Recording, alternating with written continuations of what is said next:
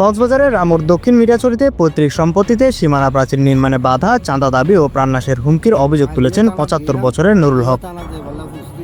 এই বিষয়ে রামু থানায় করা অভিযোগ থেকে জানা যায়, স্থানীয় কয়েকজন ও অজ্ঞাত আরও কয়েকজন প্রথমে ৫ লাখ টাকা চাঁদা দাবি করে শান্তির স্বার্থে ৭০,০০০ টাকা দেওয়ার পরও বাকি টাকা না দেওয়ায় তারা প্রাচীর ভেঙে ফেলে ও পুনর্নির্মাণে বাধা দেয়। এছাড়া প্রত্যক্ষদর্শীদের উপস্থিতিতেই অকথ্য ভাষায় গালাগাল ও হত্যার হুমকি দেওয়ার অভিযোগও করেছেন তিনি।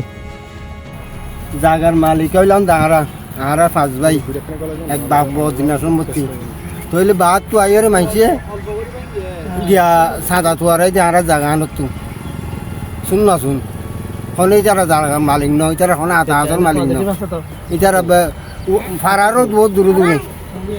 এটার কি মূল্য চাঁদা স্যার?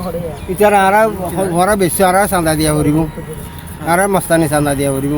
আপনারা অনেকে অভিযোগ করছিলেন কিনা থানা অথবা কৌরত হন মামলা টামলা করছেন কিনা? মাল বা কেলা করিও মহারাজ আজ মাত্র আজ জায়গা আর তো বেচা কিনা করি তো অসুবিধা কি আছে? তো চাঁদা তো দে চাঁদা তোমার দিতে আর বলে তোমার দেরি চাঁদা চাই চাঁদা চানোর পরে আর ৫ লাখ টাকা দিনা পারি তার আরে হই বলি ৭০,০০০ টাকা দিই। ৭০,০০০ টাকা দেওয়ানোর পরে আবার আয়রে হল দেখি ৫ লাখ টাকা যতন ন ততন হাজ গই না পারিব। আর হাজ কিছু বুঝছি গরমের পরে হেলাল আয়রে হদ্দে ৫ লাখ আরও ৪,৩০,০০০ টাকা দিলে তো হাজ গড়ি পারিবা, নইলে হাজ গড়ি না পারিবা। আর যখন টাকা দিনা পারির তখন আর ওয়াল তোয়াল আইনা আয়রে ভাঙি দিয়ে আইয়ের দাম ওয়ালের মধ্যে বাড়ি মারি ভাঙি ফেলে। এই একজন হইলে হেলাল, বাবুর নাম হইলে নূর মোহাম্মদ, আর একজন হইলে শেফাইয়াত, এই বাবার নাম হইলে ইলিয়াস, হইলে আর বললে নুরুল ইসলাম, বাবার নাম শওকত আলী। ইয়ার পর আইয়ের আর ইসমাইল সমতিবারা বাড়ি আর রেজওয়াল করিম। মূলত তারা সিন্ডিকেট হইলে ৫ জন। এটার ভিতরে নেতৃত্ব দেড়ে যে আর বাড়ি ভাড়া আছে এই শেফাইয়াত দিয়েছিলাম।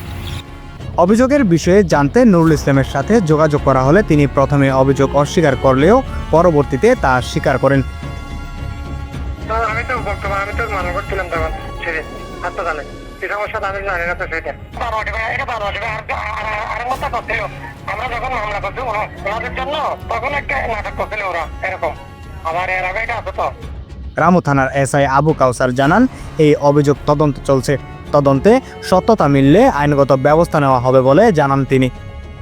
এটা আমি কালকে গেছি, তদন্ত গেছি, যাই দেখে আসলাম যে ওয়ালটা ওই যে নুরুল ইসলাম যে বাদী তার ওয়ালটা ভাঙছে আর কি।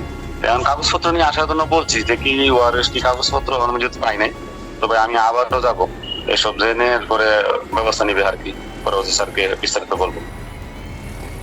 News desk, CCN.